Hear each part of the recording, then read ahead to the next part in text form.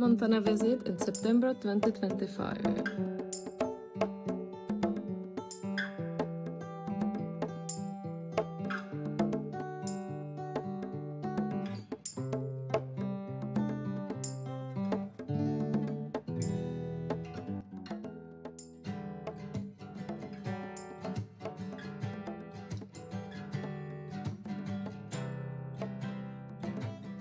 In Glacier National Park, you need a reserved time slot to access the Going to the Sun road between 7 am and 3 pm.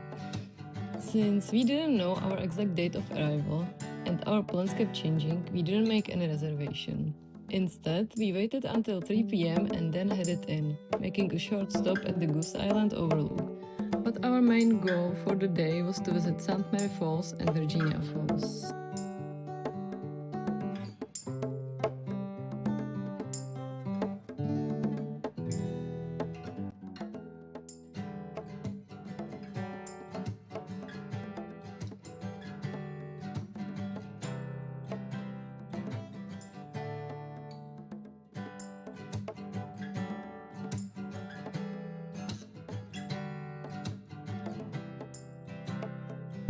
Even on this short hike, we found ourselves constantly thinking about Waterton Lakes National Park, which we had visited in August 2024.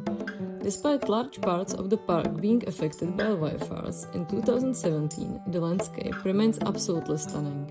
There's always something to look at, something to admire. In the evening, we drove to Medicine Lake, cooked dinner, soaked in a few peaceful moments, and then headed to our chosen spot for the night. The next morning, we had to wake up early to enter the road before 7 am, because we are starting the Highline train, which will be featured in the next video. But back to today's story. In the afternoon, we set out for Avalanche Lake.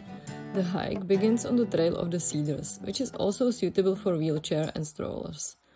The round trip to the lake is about 7 kilometers and most of the trail runs through the forest, making it a great option almost any time of the day.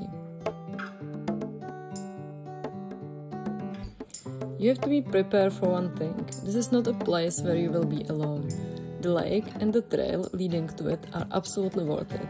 And a lot of people know that, so don't be surprised to share the experience with hundreds, if not thousands of other visitors.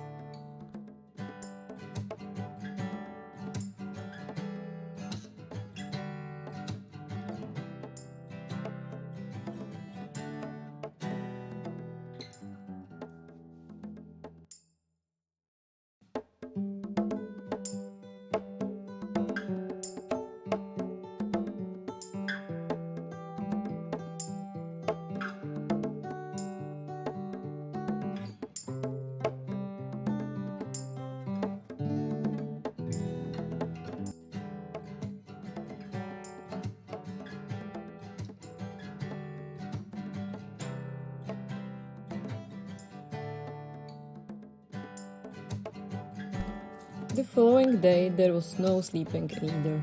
We hiked up Ptarmigan Tunnel and Iceberg Lake, both starting near the Many Glacier Hotel. In 2025, the road for private vehicles was closed, so it was necessary to use shuttle buses, which also required reservations. I will share more details about that in a separate video dedicated to these hikes.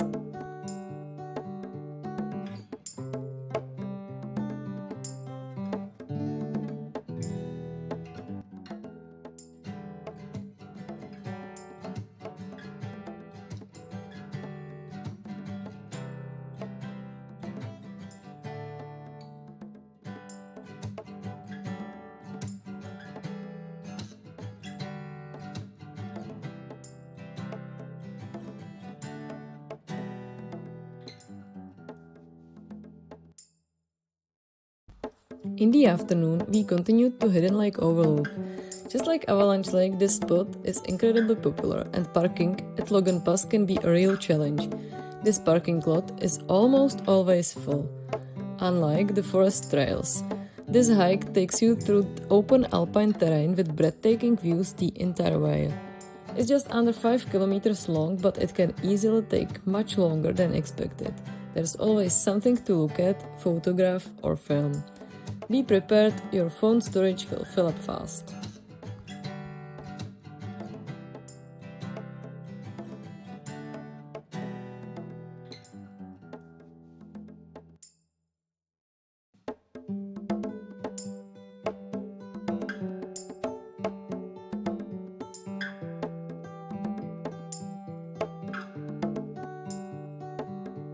Glacier National Park is absolutely worth visiting, even if you are not a big hiker or have limited mobility. Just driving along going to the Sun Road is an unforgettable experience, and there are plenty of scenic stops along the way, like Goose Island Overlook, Red Rock Point, Sacred Dancing Cascade, or McDonald Falls.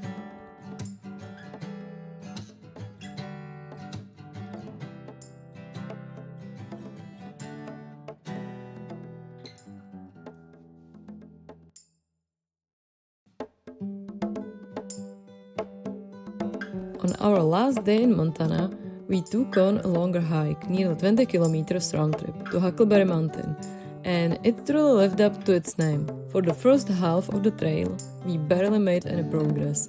We kept stopping to pick huckleberries along the way. The entire area was covered in haze due to wildfires, across Montana, Idaho, and even British Columbia.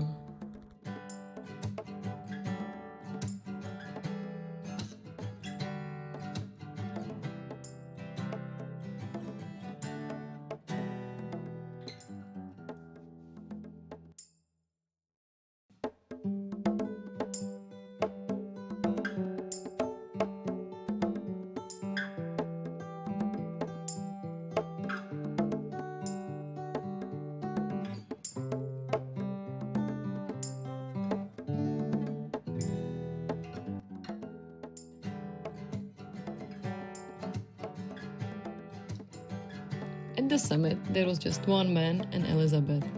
We started to talking with Elizabeth, and we are incredibly grateful we got the chance to meet her.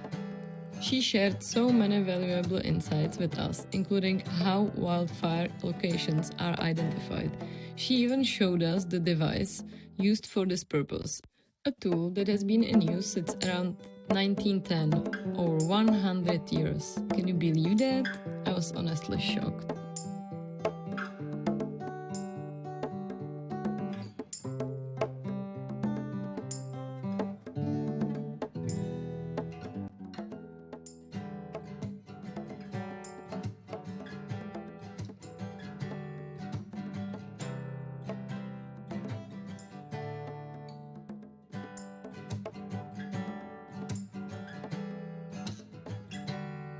After this amazing encounter, we made our way back to the car and then continued driving hundreds of kilometers towards Washington. So see you in the next video, where we will take on the Highline Trail.